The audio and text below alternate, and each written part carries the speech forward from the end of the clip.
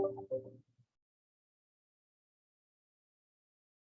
right, good afternoon. I'd like to welcome everybody here to the Building, Fire, Plumbing Committee meeting. And we'll get this rolling with a roll call of folks on our committee. So starting that one, Corey Wilker. Here. Tony Doan. I don't see Tony in the room. Todd Bayruther. Here. Micah Chappelle.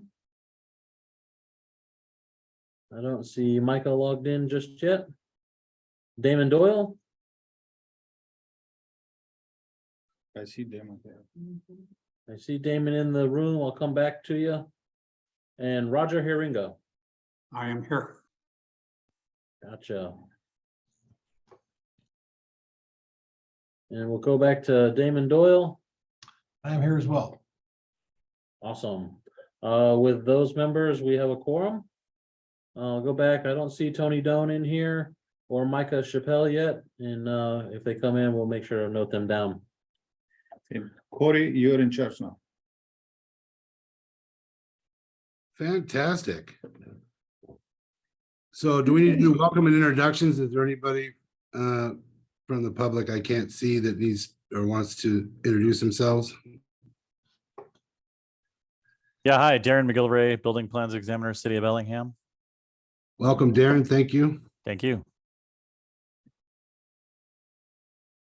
Hearing no others, let's move to agenda item number 2. Review and approve agenda. Can I have a motion? This is Todd. I move to approve. I'll second. This is Roger. Thank you, Roger. Thank you, Todd. Moving on to agenda item number 3, review and approve the minutes from April 15th and for June 15th, 22. We can post those. So on the screen, I see the minutes for April 15th.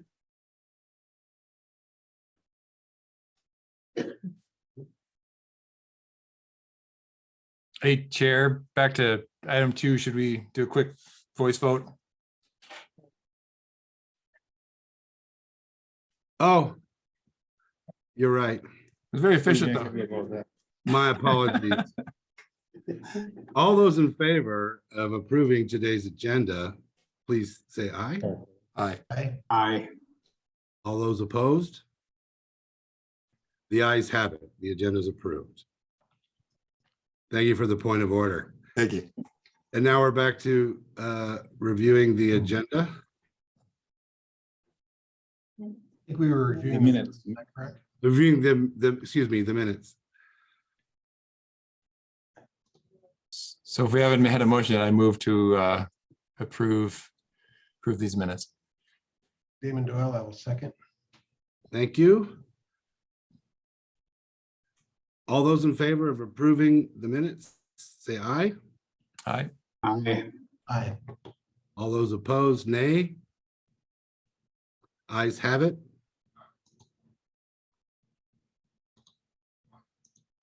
The minutes are approved. I'm trying to pull up. I caught out a little bit late. I just want to put the agenda up on my other screen so I can see it. Okay. Moving on to item number 4, which is request for opinion, 2021 IBC section 429.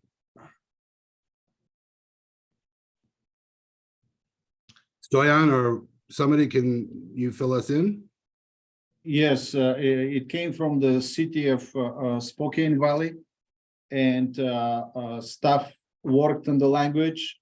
If you agree with the language, you can vote on it. If you disagree, you can suggest changes and we'll make the changes.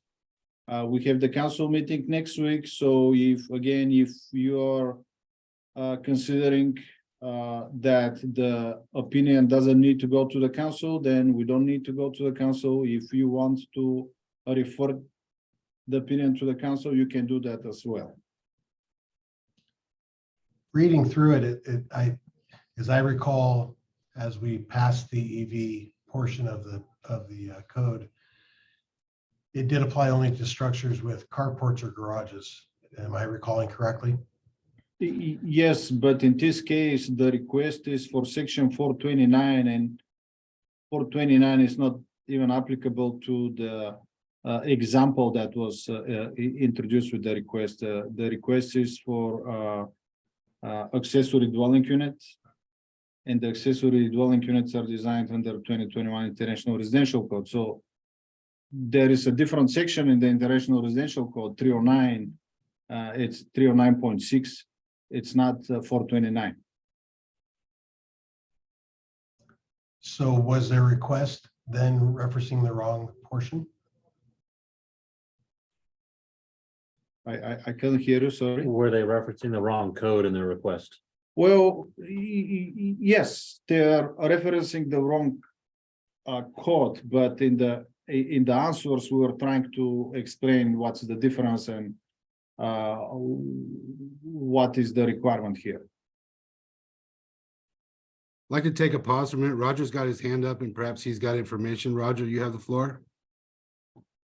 Now that I have information, I have more questions. So Stoyan, can you just clarify if this committee approves the response, then it gets issued and it does not go to the full council? Is that correct? Is that what I heard? Yes. Okay. And, you know, my second, as I read it, and I'm not that familiar with the IRC, but question one was not appropriate because it references the IBC. But I think that then that moves you down to question number two, which is it designed under the IRC? And I believe the answer is correct. It would not be required unless, as Damon said, you're adding an attached garage or private car park. That's how I read that. So I don't know if that helps or hurts, but that's how I read it. So I think the answer is appropriate in my opinion.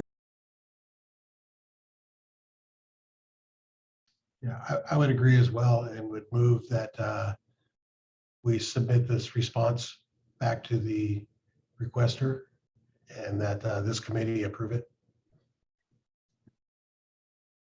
This is Todd. I'd second that. We have a motion to approve this and send it back to the submitter. All those in favor say aye. Aye. Aye. Aye. Any opposed? Micah, no. I don't think we need a roll call. I believe it's 3-1, so it's approved to send back to the sender. Question, point of order. I didn't get Micah was no or yes. Michael was a no.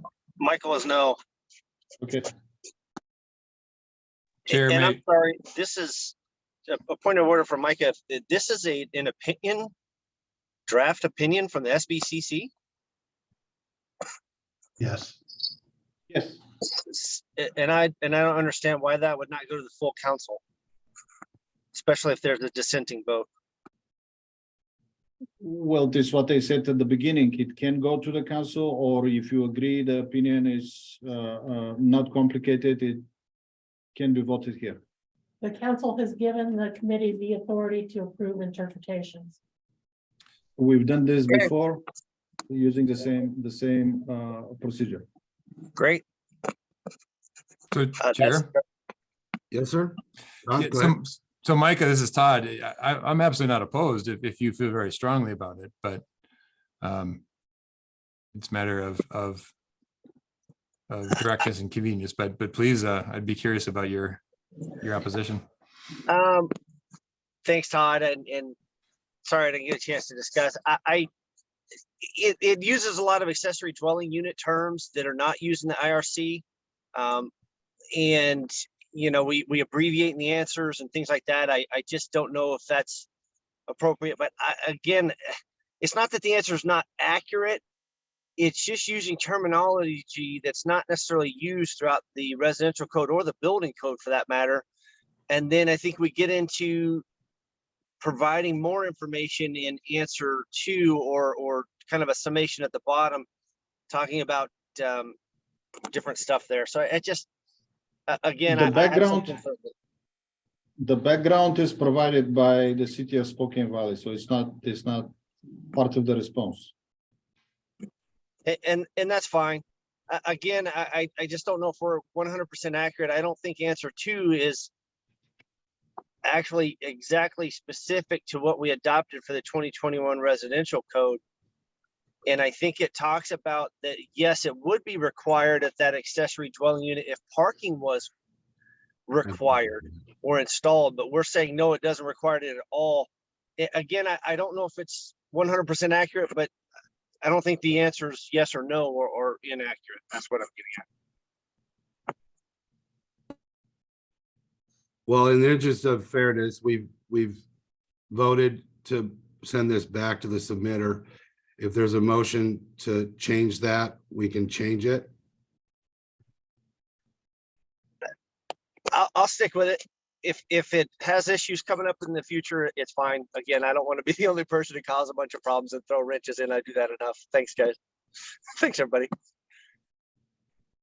All right, If so- there are issues with this, we can revise it. We can get back to it. Okay, very good. So that concludes item number 4. Let's go to item number 5, a request for opinion, 2018 IBC section 3203.3. And Stoyan, our staff, could you fill us in on this? So we had a request from the city of Bellingham on encroachments into the public right of way, chapter 3202 in the IBC. The original question was broken down into 3 parts. Does section 3202.3 allow for features like a floor cantilevered out with the exterior wall of the building to project into the right of way? Then the second part of their question was, does it allow projections over lot lines? And then the third part was, if they are high enough, would the section 3202.3.3 allow for the same structures, the floor and exterior wall of the building, to project into the public right of way? And so this is a section of the code that the SBCC has not modified. And so the research done on this one was through the code and commentary, and the answers given are based on code and commentary interpretation. Dustin did a good job researching this, and he already mentioned that this is not something that was adopted by the council. This is the model code. And I want to add here, you will see answer 3 has 2 options, option 1 and option 2. And we kind of disagreed on the language going back and forth. And I intentionally put the options here just to trying to add this important detail, whether or not the council wants to get involved in this model code interpretations. That's my point.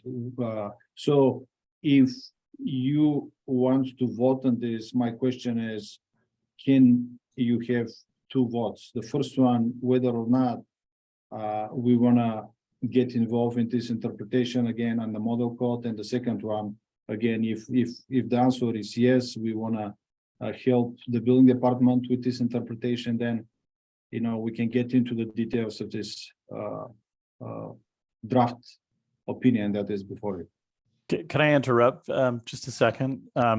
Sorry, question 2, actually, it doesn't, the question was specifically projecting over a lot line at the public right of way, not on a side yard lot line. So that changes maybe a little bit of the way this is going to be viewed. I just wanted to make sure that was clarified. I believe we've kind of addressed that in some of the text that we have here at the bottom from the commentary, that the public right of ways are established in different ways in different jurisdictions. Mm-hmm. And so this isn't if it's a side yard lot line, I have an interpretation that it's not allowed over that lot line. Yeah. But if it's over a lot line, it's on the, like, it's a building setback line for an easement of a public right of way on the property, then that would be allowed. Okay.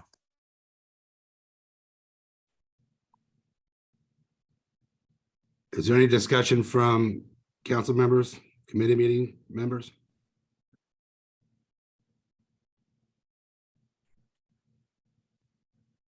Micah, go ahead, you have the floor. Thanks. I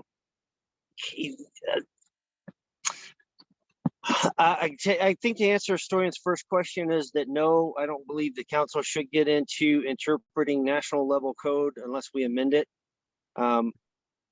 Because I think individual jurisdictions would do this or interpret these differently. Could you go back to question 1?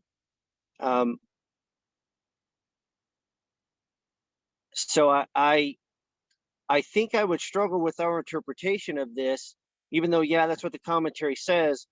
But sometimes awnings, canopies, marquees, balconies, stuff like that.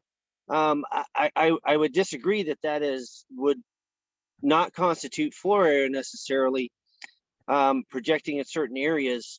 If we look at the definition of what we changed for floor area at the state code, if it could be enclosed at a later date, we would consider that floor area. So you're saying this is a projection or not a projection or something else. And you're saying none of these would qualify as a projection. And I'm not sure that's completely accurate. I also believe that if it projects over an egress, that we would view that differently or interpret it differently as well. So I don't agree with answer number 1 at all. But again, I think we can get into that a little more if we actually decide we want to interpret national level code, which in my opinion the answer would be no, unless it's a relevant section that we as a state amend. So I'll leave it at that for now. Thank you, Micah. Is there any more discussion? Damon, you have the floor. Micah, I'm curious, and you've done this longer than me. If a jurisdiction requests an interpretation of an ICC code that we have not amended, are we not the right venue to respond? And if not, would they then go to the ICC for interpretation? Great question. And the answer is yes. ICC provides interpretations and opinions. They may point you to the commentary as Dustin has done. However, there are times where they don't point you to the commentary because, again, the commentary is the author's interpretation and not always ICC's interpretation. So yes, if you're going to seek a base code or international code interpretation, ICC is the correct place to do that. And I can provide this group with some, of course, Bellingham, they may already have the contact information, but that's where they would get the interpretation of those sections from is ICC. Okay, I just want to be sure we weren't punting. So Just for clarification, the council is allowed to issue these opinions on the model code. I think the WAC was changed. When was that, Krista? A few years ago? 2009 or 10. Oh, okay, not only a few. 2009 or 10. Before that, it was only amendments adopted by the council. And when it was changed, so the council can issue opinions and model code as well. But again, whether or not the council will decide to do it.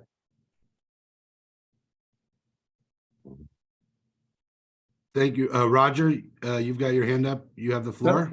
So, Stoyan, what you just said was legally, we would have the right to comment on questions That's about internet model codes. That doesn't answer the question of, do we want to take that on? Correct. That question is still, we have the right to do it, but do we want to take that on? And I know as the structural person, as we start getting into the new code, I know that there are going to be many, many questions about how to interpret, you know, every time there's a new code, there are questions that come up. And I don't believe that it is we're not the right group to handle all of those. I don't think. That could be potentially a whole lot of work. We could start getting many, many, many questions about how to interpret this, which happens every time there's a new code. So I would have a tendency to lean towards saying that that's not our responsibility, but again, I've been on the council for 1 year now, and I'm completely sure of how everything is done, so. Thank you, Roger. Todd, go ahead. You have the floor. Yeah, thank you. Well, no, this is interesting. I've been on just slightly longer, but this is the first time I can remember coming across this. And so couple things. I would be curious to obviously bring this to the full council, but I also wonder, to Roger's point, if not us though, then we're essentially bringing it back to the jurisdiction to go all the way to the IBC.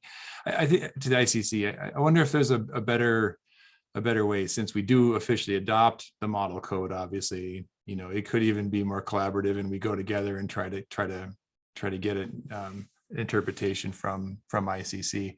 I think it'd be important for the state to take a position if this is a question with one of the jurisdiction. But I'm really open to others' thoughts here. I mean, is there precedent for something like that? Micah, sounds like you have the most experience with this. This, I agree with this. Kind of the first time I've seen this come up where we're being requested to interpret or provide an opinion on the base code only. Again, normally that's not something we get into. That's left to them going to the ICC, and there's a path for that. It's actually pretty quick. I think the ICC handles those relatively quickly, probably quicker than we do, honestly.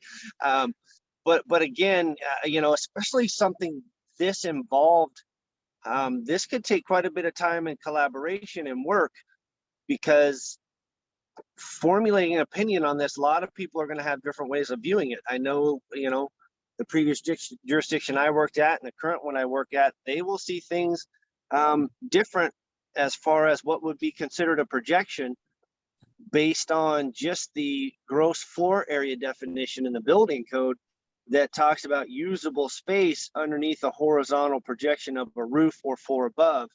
The big debate comes down as to what is a roof. And so, we're having those debates. We're actually having a work group in Seattle to work on this based on special exception requests for PV not being classified as a roof to be classified as a story above grade. So, I mean, that's why roof is not necessarily defined in the code. You'll get roof assembly, but you won't get a roof. Again, I think base code level, we really should point back to ICC. I mean, I know that sounds like we're punting it off to somebody else, but I think we could get into like Roger indicated, a lot more work and a lot more time and energy, and maybe a collaboration level that we just don't have the membership for. Thank you, Micah. That's a really good comment. Roger, you had your hand up first. Go ahead. Yeah, I'm going to say Micah just changed my mind, because as a practicing engineer, you're right. If it is unclear, then different jurisdictions will interpret it differently. But that makes it really difficult on practicing engineers, because I don't know how this, design a building around in one city versus another, and how is it going to be interpreted. So I'm actually in favor. I think it is a bigger question. I'm not the answers for these particular questions, but I think we should take this bigger issue to the full council as to, when and how should we address these if they are questions not on amendments that we made, but on the model codes. That's a good point. If we want to make a motion, could we let Todd's got his hand up for more comment? Go ahead, Todd. Yeah, just real quick. Thank you, Chair. Yeah, I don't disagree with anything that Micah said. I'm just questioning out loud, maybe the State Building Code Council is the proper forum, because instead of a jurisdiction going straight to ICC, I think it's beneficial that we use the public forum of the council, just like we're doing right now, that all cities would dial in and be able to discuss and give public comment. So I'm just leaning a little bit more towards, let's bring it to the council and maybe ask the council if it's the will of the council that we get deeper involved. Perhaps because there's a question on whether or not we should get involved, I'd be much more comfortable bringing this to the council as well. So, Roger, if you've got more comment, go ahead.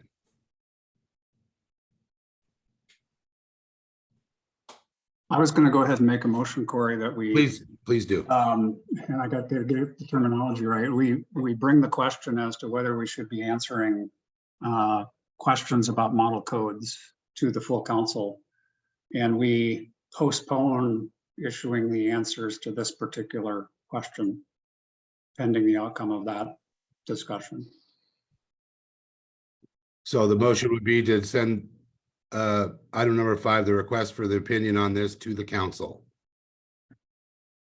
The motion is actually to bring the question as to whether we should provide an answer to the council. Since the question applies to a model code and an amendment that we made. Do we have a second? Micah? Yeah, I raised my hand. If I'm hearing Roger correct, he's wanting to table this item, but approach the full council on answering the question on what we should interpret. Is that what I'm hearing, Roger? Yes, table is the right word. Okay, then I will second that. Thank you, Micah, for the clarification. We have a motion and a second to table this and bring the question to the council. All those in favor say aye. Aye. Aye. Any opposed? The ayes have it.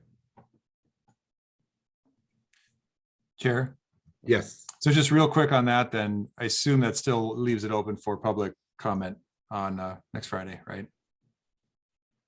Yes. That Okay. would be an open meeting. All right. So if we're complete with item number 5, let's go to item number 6, which is ongoing off-cycle rules. Modify the definition and provisions of childcare, family home, and IBC and IRC, and adopt R4 occupancy group in 21 IBC and 2021 IFC. So I'll introduce on the family home childcare. We've had a request from the Department of Children, Youth and Family, or DCYF, to increase the limit from 12 to 18 is their ask. And they have been working in a small work group with me, the Seattle building official, and some constituents of their department as well, to make a proposal on model code language to amend the IRC section. And then as far as in the IBC, it would just be the definition in both IRC and IBC that would be changed. And so they are working on amending the WAC for the DCYF. They had a new bill that was passed in 2021. The childcare industry commercial was kind of detrimented by the lack of attendees, and so a lot of commercial childcare has closed shop, and so there's a lack of facilities out there for people to place their children into. And people are trying to they passed a bill that lets them issue a waiver on the maximum number of children allowed in a family home childcare. So currently they have a couple waivers out there that let people have more than 12 children in their house. One of the biggest ones I've heard of is they've got 30 kids in a house, which doesn't meet the standards that we have adopted for the IRC. So they are looking to better align with our building code, but they're also asking for our building code to change a little bit so that they can have more allowances in there. And if you like, I can go ahead and share some of the model code language that we've developed. We're not quite ready with a full proposal yet. We've got to still work out some cost benefit stuff as well. But I'm gonna go ahead and put up the code language that we've developed on screen to share with you guys. And we don't need a vote on this. We're just letting you know what we're doing and what is the phase we are. Thank you, Storian. I was going to ask if we have action here. Roger, you've got your hand up while he's sharing. Yeah, I would be curious, Dustin, a clarification. You said that they are issuing, allowing people to go beyond 12 and up to 30 right now. So that, who is they? you clarify who they are? of children, youth and families. So Okay, they okay. license these facilities. And so they have and the ability to issue a waiver on the cap that was 12. That's- And so it's not, So they've that's- issued them, but nobody's coming to the building departments to talk about it. So that's for their licensing as a facility without any conversation or review as to whether they're meeting the building code or the IBC or IRC requirements. Is that correct? Correct. Okay. Okay. Thank you. So we've modified the definition. Really, the only modification within that definition is the number in there. They've asked for 18. We've advised them that 16 is a number that more people are familiar with in the building code as a threshold for change. But they still would like us to request 18 in this interpretation. We have rearranged some of the language in there. In our work group, we thought that the language wasn't necessarily separated out enough and didn't read very well. So we've added a heat detector in the kitchen as one of the means to maybe provide a little bit more security for children within there. And the way I have this worded here, smoke alarms, carbon monoxide, hazard separation and napping rooms is all before any of the requirements for egress from these facilities. There was a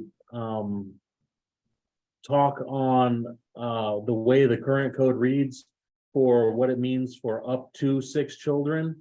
The model code allows for up to 5 children in an IRC dwelling without any modification. There is an appendix in the back of the IRC for more than 5 with no cap on the top of that. When I was first reading the section that we have adopted currently, I read it to mean that up to 6 children, a IRC home with no modification was adequate. There was other constituents in our work group who disagreed and said that everything that I have here in section 331.5.1 applied to family home childcare up to 6 children. And then above 6 children, the main difference that we could agree on that was required was the number of exits. So when you go above 6 children, it requires 2 means of egress. And then in our work group, we didn't come up with a whole lot of meat to provide to the building code council to justify increasing the number beyond 12. But this 331.7 is the section, and the highlighted section is really where the change lies. They agreed that they could put in a monitored residential fire alarm system, so not something that sends a signal to the fire department, but like an ADT system. And that getting some sort of emergency lighting in there for if there's a power outage to help egress out was appropriate. And so that is where we're at. And we met with them today a little bit to talk about it, but there wasn't much more offered. And, my opinion is that there is a path forward for folks to go above 12 children. It just kicks them into the IBC, and most times requires sprinkler systems and some other things that are a little bit cost prohibitive. And they are asking for some relief on the cost for allowing more children.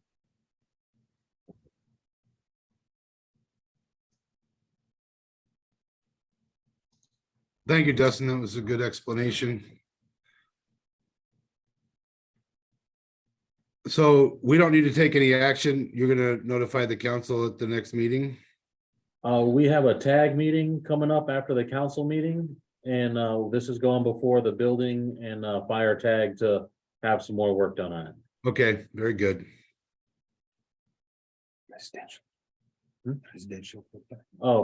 The residential tag, I'm sorry, not the building tag. Understood. So does that complete agenda item number 6? Well, we can go over the R4 adoption, but I think Stoyan's going to spearhead. Yeah, very, very Okay, quick. very good. Thank you, Stoyan. You tasked the council staff to work on this R4. It was introduced back in October, I think, by the Department of Health and a few stakeholders. We've been working on this, but we are a little behind in the schedule because we haven't started with the technical advisory groups yet. We have one proposal, which was submitted by Ron Wright. In Department of Health, I'm expecting any moment they will submit a proposal. And we will start with the technical advisory groups the week after the council meeting or the following week, based on how many technical advisory group members we can have for a quorum. So we are moving, but again, we're a little bit behind because the workload was a little bit too much for the council staff. We have the session and we started with 45 bills, and so we keep working on it. Understood. Well, keep up the good work. So that'll move us to item number 7, legislative report. Todd, do you want to take that? Sure, thank you, Chair. We can be brief. As most of you know, we do meet every week on Thursday mornings at 9 a.m. Thank you to the staff for keeping this tracker. It's been a exciting and taxing year just watching everything in legislature, especially related to housing, as you know.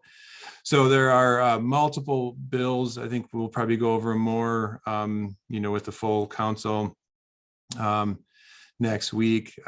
But brief summary, Wednesday was the cutoff in the House of Origin. So that's obviously a major deadline. So we can track what is still alive for the rest of session. And the short answer is there are multiple bills that affect the council.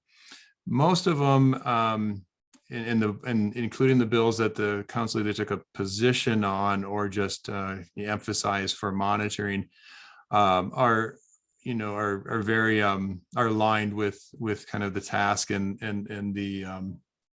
the structure of the council.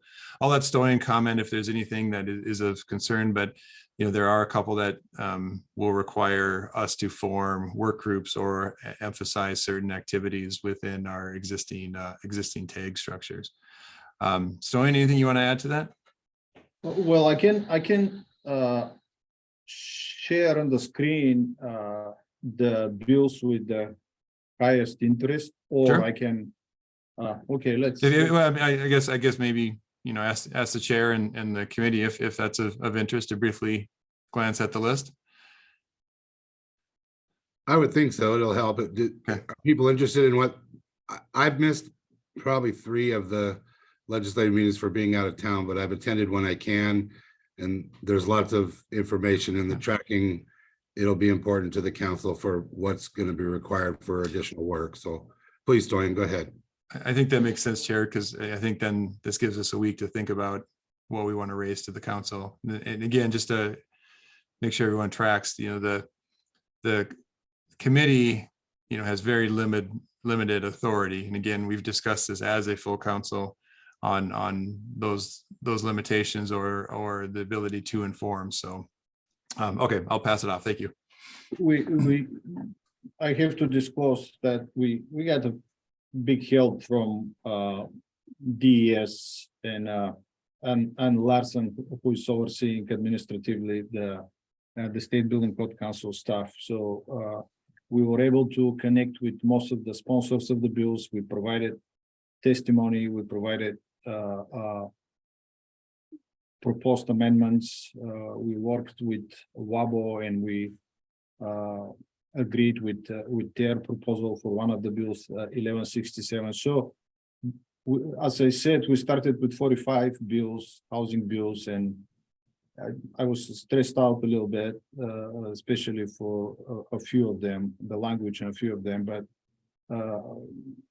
thankfully, everything was modified, and we have a lot of extra work, but at least the bills were amended, and they look much better than how we started. So 1042. Here is the requirement for the council. By January 1st, 2024, the council shall adopt an amendment to the current energy code that waives the requirement for an existing building used for residential purposes to meet the current energy code. There are some modifications currently that are discussed. This is what we proposed. City of Seattle proposed modifications to the bill. So how it looks like now, the last draft I saw, buildings, the existing part of the building that is not touched will not be required to comply with the energy code. And if new dwelling units are added, then the dwelling units will be required to comply with the current code. So it's not only the energy code. And I know Micah had some concerns about this bill, and I know City of Seattle submitted again some proposed amendments if he wants to add something else. If not, I can keep going. Micah, do you want to say something No, about? I think you're just fine. Okay, thank you. I think you covered it accurately in your document. Thanks. I was trying to throw you under the bus, but I'll try next time. It's okay. I can handle it. Okay. 1110 had some definitions that were conflicting with the building code and definitions that were conflicting with other proposed bills. I think the last draft I saw, this was taken care of. So it's not something for the council. Specifically, this is for the local jurisdictions. So there is no additional task for us. Oh, and I would add, though, that for those that aren't as familiar with this is one of the key backbone housing bills. So when we do get to bills that reference the building or life safety codes, a lot of them are. Last year, the topic was energy codes, and this year is affordable housing. So different type of bills. House Bill 1167. So I moved a few times between different phases, being too stressed out versus being too relaxed. But finally 1167 is providing a better language, but extra work for the State Building Code Council. So the State Building Code Council needs to convene a work group. We need to adopt, the council actually needs to adopt measures for middle housing in the residential code. How I read it, we get provisions from the building code and we adopt provisions in the residential code. But we'll start with the work group that will research this. And the good thing is we need to adopt this by July 1st, 2026. So it aligns with the triennial code adoption cycle.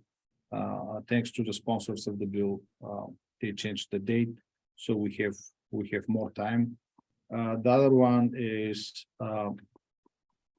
this is so-called single exit buildings. This is the second work group right here. This work group must recommend modifications and limitations to the international building code that would allow single exit stairway to serve multifamily residential structures up to 6 stories above grade. It started with copy-paste language from the Seattle code. And again, Micah, I'm not trying to throw you under the bus here, but if you wanna say something about the Seattle requirement, it started with copy-paste of the Seattle code. And finally, the agreement was that it's not good to adopt codes in the law. So we ended up with section 2.2. and which is a better option compared to, copy paste from the Seattle code. The last one, well, So Ian, before you move on to there, can you just briefly touch back on, well, first of all, on the exit, there's the Senate bill, the standalone Senate bill, I believe, also went through. So those will presumably come together at some point. But back on the IRC, can you just go over one more time for everyone? Is the bill requiring this is housed in the IRC with IBC provisions, or is there an opportunity for the work group to recommend an IBC, let's say, with exemption pathway? here is the requirement. Actually, let me go a little bit further. So right here. Again, the language in the initial bill was different, but it requires the council to convene the work group, and the purpose is simplifying the production of middle housing by recommending a mechanism in the residential code that adopts by reference. Again, it's very important to adopts by reference the provisions for multiplex housing in the International Building Code.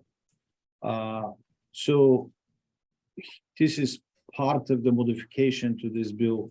The mechanism must include sections from the International Building Code necessary to ensure public health, safety, and general welfare in multiplex housing, and may not reduce the requirements for multiplex housing contained in the International Residential Code. I read it as, we take provisions from the building code and we adopt them in the residential code, but I may be wrong. That's how I read it also. I just want to make sure everybody understands that and whether or not they want to raise that question or concern to the council. So we have a week to think about it. Again, this is the language, and it's very close to what the exact language in the bill says. Micah, you've got your hand up if you've got comment. Thank you, Chair. I think the language that is in here now is way better than it was, of course, because it steers us that direction and does talk about reference. However, I hope that what we come up with out of this is somewhat like almost a third code that would be much easier to use. I know that's, they want to go to one place for something, but maybe it's not a third code, but maybe it's its own document that complements the IRC, instead of having to pull sections over and then you have to go find those sections and how do they apply. Almost like an appendix, but not an appendix, would be a really good path for that. Of course, I'm just putting my opinion out there, but the language is much better. We did work with Representative Dewar on this to get it to where it just says, hey, bring this stuff over that you need to put it in the IRC and have the SBCC do the work pretty much and have it aligned with the code cycle. And that was the same with the single exit. The Solomon bill, when we met with Senator Solomon, since you're talking about that on the other single exit bill, I think his was already past a point where we couldn't modify it. And I don't remember what it came down to. They're going to have to modify it on the floor or by resolution or something else. But my understanding was Senator Solomon's indication was that he would align with what occurs or try to align with what occurs in 1167. And I don't know the whole process on that, but that was kind of my recollection of the discussion. Thanks. Thank you, Micah. The bill that Micah was talking about is Senate Bill 5491, and it was modified, but it's not aligning with 1167. So what it says, it authorizes cities and counties to adopt the language from the Seattle Code, and it's copy paste from the Seattle Code, including with the code references to International Building Code instead to Seattle Code. These sections, they were modified in the Seattle Code. What is new is that here is the date. So July 1st, 2026. By July 1st, 2026, the council must adopt standards to allow for up to 5 stories of multifamily housing. So compared to 1167, it doesn't say a work group, it doesn't say anything. It directly requires the council to adopt it. And the language from the Seattle code is effective until July 1st, 2026. So the assumption is cities and counties, they can use this language from Seattle code until July 1st, 2026, when the language adopted by the council will be effective.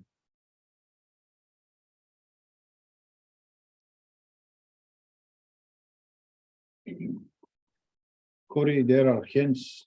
Roger. Sorry, and I was Mike. reading. Roger, Oh, please go so- ahead. Yeah, and then my question is going to be to Micah. Can you give us a better understanding of the single exit, 6-story tall, single exit building? That seems like a stretch to me, and I'm curious how that's addressed in the Seattle Building Code. We could do a whole class on that. There is a list of about 13, I think, additional conditions that have to be met, and there's various, and since it shouldn't take, it is conditions and limitations. And so that's, you know, I was actually raising my hand to apologize that this is getting in legislation. It is not, and we even testified as such on and spoke to Senator Solid. What we adopted in the Seattle Code was not intended for the state level code or even national level code. Obviously, you see, you know, WABO and Seattle, and we would bring code changes forward that we think are beneficial for the entire state. And this one is not. So I apologize that it's going in. We did speak against it, but that's what it comes down to, Roger, is it's very limited. Yes, it goes to 6 stories, but it allows you, I believe it's only, I want to say it's 4 dwelling units per floor, and there's some compartmentalization and all these other, you know, whole plethora of criteria and limitations to get there. So it's a very, very limited scope, even though, yes, it's a single exit on a 6-story building. So again, we could get into it. I could send you over the whole code section if you'd like, but it is fairly involved. And then it does, as Stoyan mentioned, points to other sections of the IBC that we have also amended, because that captures some other things when it comes to, you know, stairways and things like that. So again, it's not just to go through a single exit in a 6-story with no limitations or no prohibitions. That's not it at all. And so that's why really this bill is not very easy to use for folks, because it has a lot of limited criteria. But again, some of the reference standards in there, we try to get them to, hey, change it. And it just, you know, it kind of goes in one ear and out the other on some of these things, unfortunately. That's it. I'll stop talking. Thank you. That was the summary I was looking for.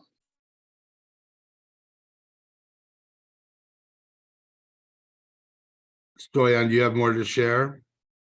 Yes, one more. Oh, yes, here is another project for us. 5553. We need to adopt by July 1st, 2026. Here is the requirement.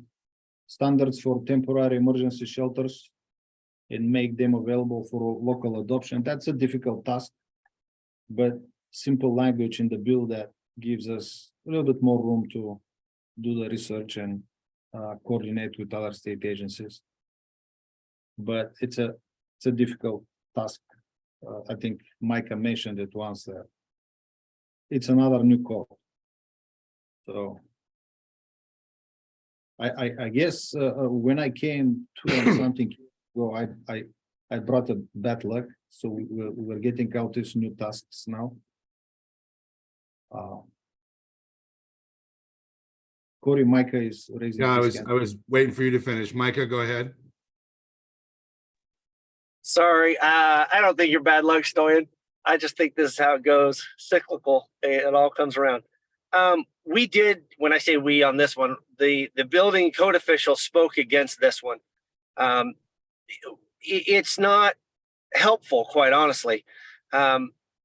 There was a national level proposal that was similar to this. They took a bunch of stuff out of the building code and said, here's an appendix that you adopt, and it says you shall do all these things if you want temporary shelters or temporary whatever.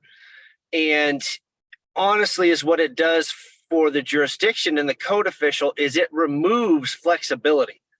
Because some of the things we can go in and interpret or provide opinions on in the code, there's flexibility in there, especially structure dependent.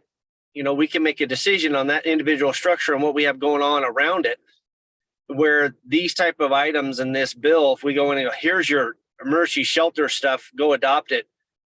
It takes away the flexibility of the code officials, whether that's a fire code official or even, city manager for that matter. If they need to, if emergency happens for temporary emergency shelters, it really provides a limitation and it's not very beneficial. So I wish this one would have died, but this one will take a lot of work to get right. So sorry. Thank you, Micah. Stoyan, is that complete? The last one, SB 5657. This bill died, but we have the second part of the session next year, so I'm assuming it will come back. And what is the danger here? This is for so-called kit homes, and it exempts.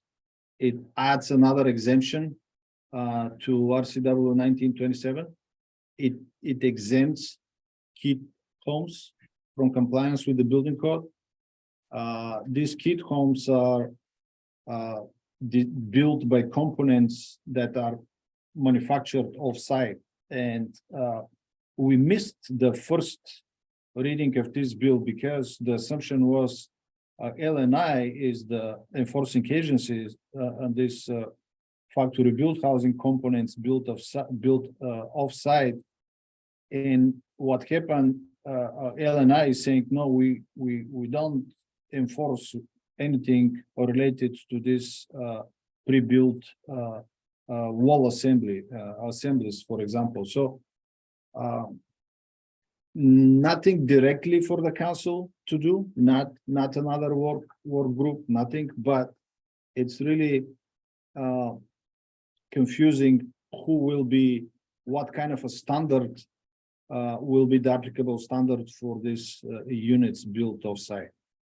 That was the issue with this bill. Again, the bill died, but the expectation is it will come again next year. So we'll continue coordinating with the LNI and we'll see what is going to happen. And I'm done, nothing more. Thank you, Stoyan. That'll complete item number 7. Item number 8 is other business. Does anybody have other business? Micah, go ahead. You all ever get tired of hearing me talk? I'm totally kidding. That's an obvious yes. I did want to see if we could get a follow-up to the on-site non-potable water systems proposal. That did go out for a second round of public comments. It might have closed today. But I'm hoping that folks had a chance to look at that. I know that Stoyan, you were involved. I think Corey, you were as well. And just wanted to kind of get some thoughts on that before we move on. Stoyan, did you have comment? Well, I was involved at one time, and then I got, I'm not sure I'm using the right term, but disinvolved. And the promise I think the bill was last year that authorized this project. The promise was there won't be anything that will affect the plumbing code, and the proposal was all about plumbing code. But again, I missed the last, I just didn't give up, but I got busy with other things, and so I stopped following their work, which is not an excuse, but this was here. And Micah, you still So have I haven't seen the new language that was posted for public hearing for testimony. Micah, did you have more to share? Yeah, I can talk about it for a minute. I think that folks should be aware of that. If you haven't been involved in it, I think that maybe you should reach out to the Department of Health. They're putting together rules for these systems, and when when I say systems, it is, sprinklers and fountains and things like that that are currently covered under the plumbing code that are now going to require a separate permit, separate certifications, all kind of different operation and maintenance requirements permitted by the Department of Health for an additional fee. One thing I do have some concerns about, and Corey, this really affects, I think, your group, is currently these on-site non-potable water systems, if I understand it correctly, you can be a licensed professional, like plumbing professional, and design those systems and install them. This new language takes that away. You have to be a professional engineer to design these systems. Well, so the systems still have to be designed by a plumbing engineer. They still have to be engineered. They're installed by plumbers. The portions of the systems where you would grab rainwater off a roof and redirect the rain leaders into a debris separator before it goes to a holding tank to be pumped for irrigation.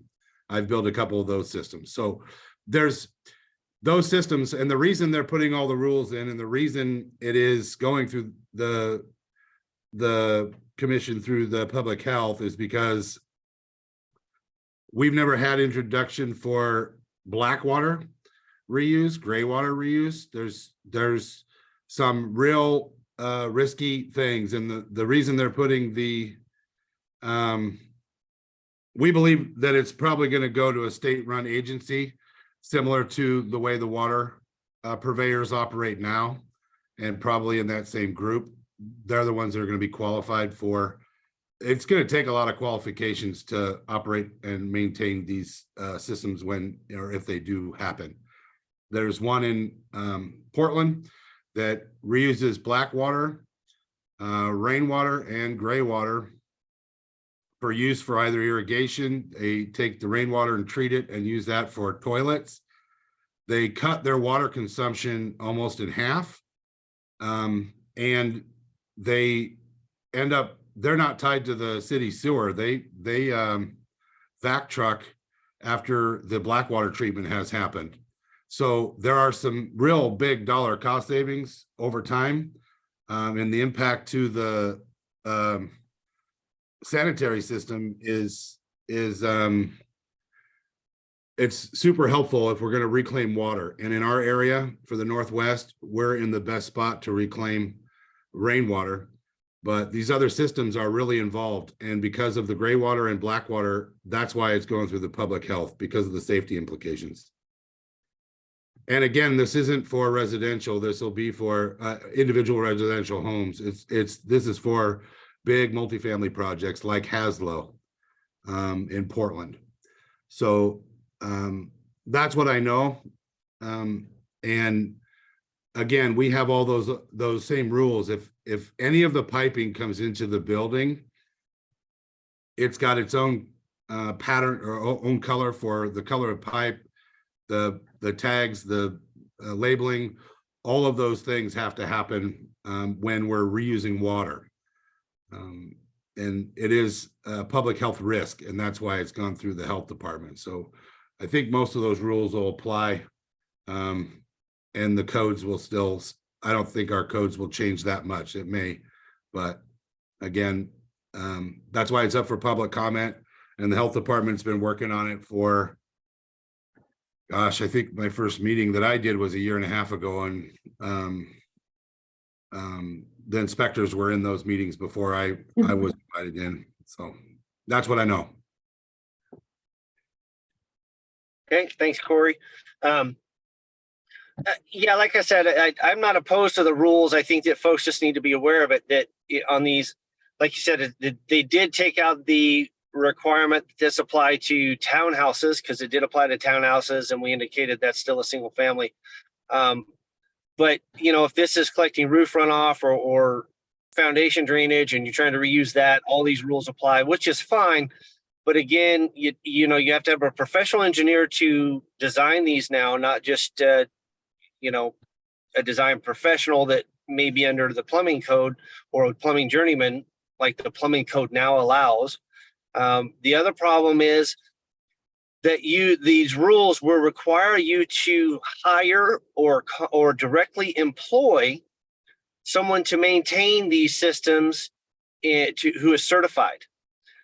And there's no allowance in there for the building owner or the property owner to be that person. In other words, even if you went out and got all the certifications to maintain your system, the current rules as they're written or drafted would not allow you as the owner, even if you're certified, to maintain your own system. So there are some things in there that I think folks should be aware of. Again, I'm not opposed to the rules. I think some of the items in there, the requirements are quite a stretch. One of the other ones I made a comment on is you go get a permit for this. It says that they can come on and inspect at any time without prior notification. That, I believe, is actual violation of your 4th and 5th Amendment rights. But again, I'm a little different in that sense. Because, just because you get a permit doesn't mean you give up your property rights to some type of due process. In other words, they can't just come on anytime, which the current rules state it does. But that's for the lawyers to decide. The other part of it, though, just be aware of it. It is something new. If you're collecting rainwater, I don't know if some of the builders or building owners associations are aware of that, but if you're a building owner, you have to pay somebody else to maintain these systems. You can't do it even if you're certified. So that's it. I'll leave it at that. Thanks, folks. Thank you, Micah. Is there any other business? Hearing none, I'll move to adjourn.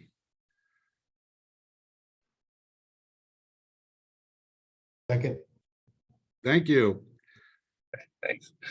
You guys all have a good day. Thank you. See you next week.